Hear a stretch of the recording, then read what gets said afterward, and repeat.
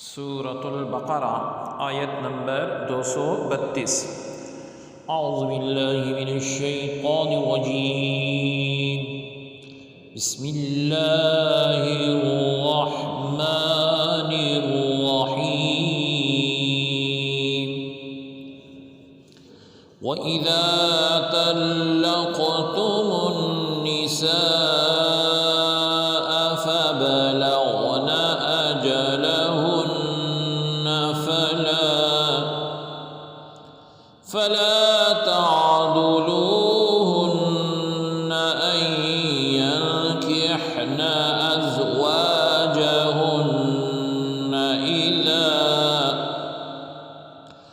إذا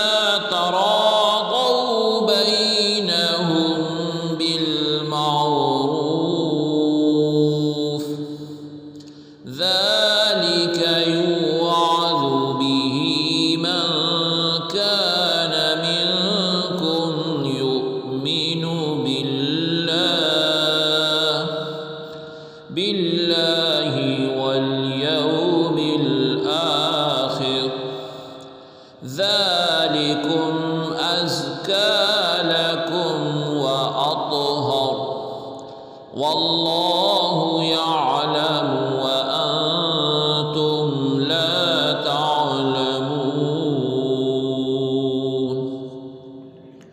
لفظی ترجمہ ہے واہ اور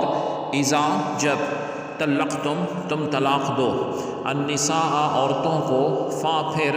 بلغنا پہنچ جائیں، اجلا عدت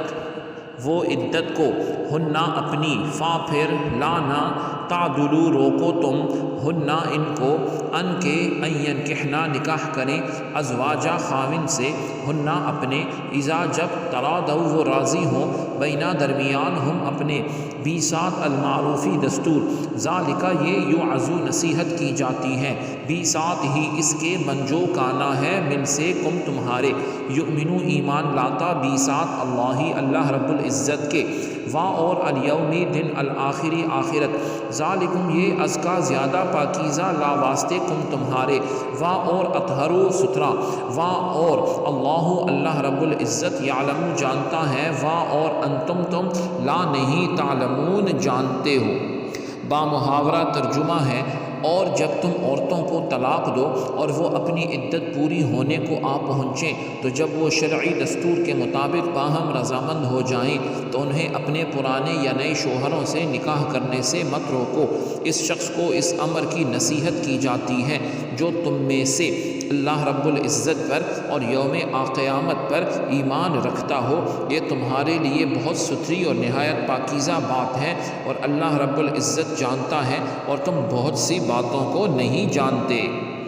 آیت کی تفسیر میں فرمایا گیا وَإِذَا طَلَّقْتُمُ النِّسَاءَ، اور جب تم عورتوں کو طلاق دو۔ حضرت معقل بن یسار رضی اللہ عنہ کی بہن کا نکاح حضرت عاصم بن عدی رضی اللہ عنہ کے ساتھ ہوا تھا۔ انہوں نے ایک طلاق دے دی، لیکن عدت گزرنے کے بعد پھر عاصم نے نکاح کی درخواست کی تو حضرت معقل بن یسار رضی اللہ عنہ نے مانع ہوئے، یعنی منع فرمایا کہ یہ نکاح نہیں ہو سکتا۔ ان کے حق میں یہ آیت نازل ہوئی۔ آیت کا خلاصہ یہ ہے کہ جب کسی عورت کی عدت گزر جائے اور عدت کے بعد وہ عورت کسی سے نکاح کا ارادہ کرے، خواہ وہ کوئی نیا آدمی ہو یا وہی ہو جس نے طلاق دی تھی، تو اگر وہ مرد اور عورت باہم رضامند ہیں تو عورت کے سرپرستوں کو بلا وجہ منع کرنے کا حق نہیں۔ اس حکم کی اہمیت کو واضح کرنے کے لیے فرمایا